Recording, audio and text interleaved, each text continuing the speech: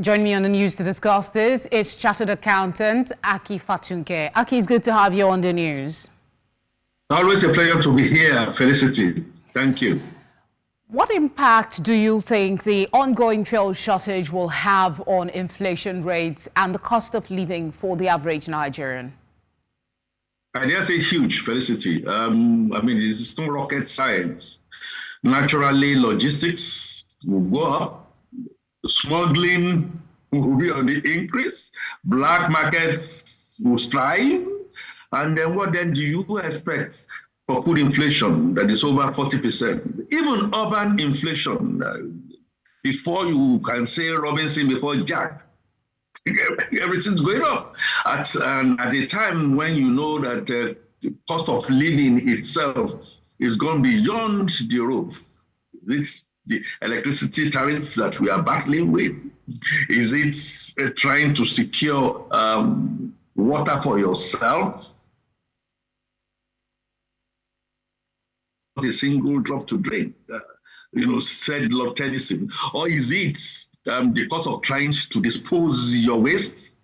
The rural inflation too will be on the slide. Now, the rickety transportation that we have in urban areas will naturally want to be on the road. And if they are going to be on the road, they will have to go to the black market. Now, for you and I, Felicity, who are neither here or there, we have to do our normal businesses. You get late to the office if you have to go to the office. And if you are not careful, the spate of kidnapping that we see all around, people wanting to rush into one chance, will just be there. So cost of living will go up. The basket of goods that I know that the Hope Agenda is asking the subnational governments to try and see how they can do farm to market is naturally going to be affected. I dare say it's not looking very rosy. How does this consistent fuel scarcity, in your view, affect foreign investment and investor confidence in the Nigeria's economy? Again, huge, because it does not help you to plan. So if you want to bring your FDI, if you want to do manufacturing, you are conscious of the fact that people that you need, even though they may be working remotely, they are not happy.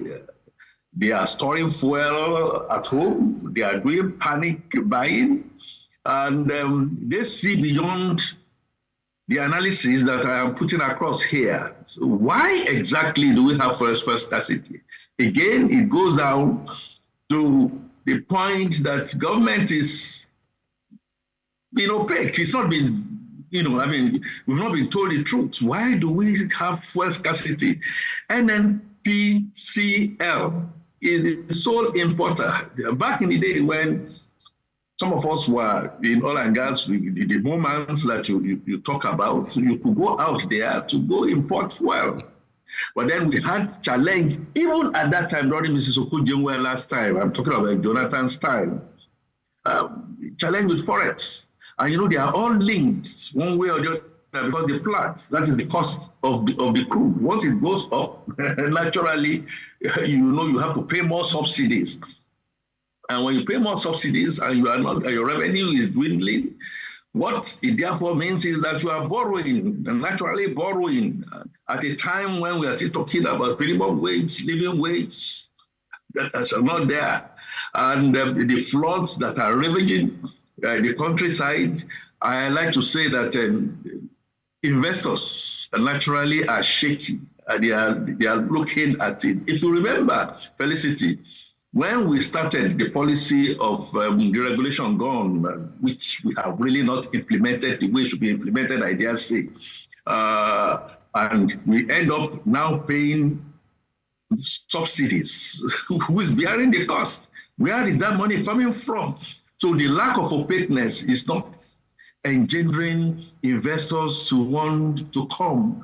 Little reason why quite a number of manufacturing firms are voting with their legs out of the country. And Japa, again, is on the increase.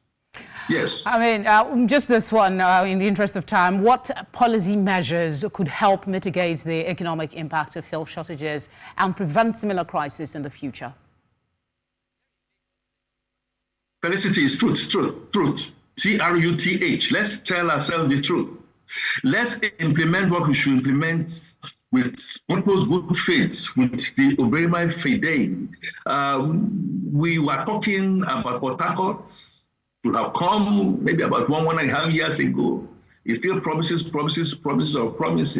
And when come becomes like K.O. Mbadiwe, who will have want to put it, we find that everything is on nothing. Again, Dangote refinery, everything now seems to be looking at the Dangote.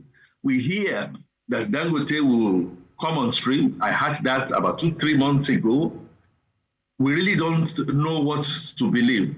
The real solution is the full deregulation appropriately implemented with all the stakeholders coming together to just ensure.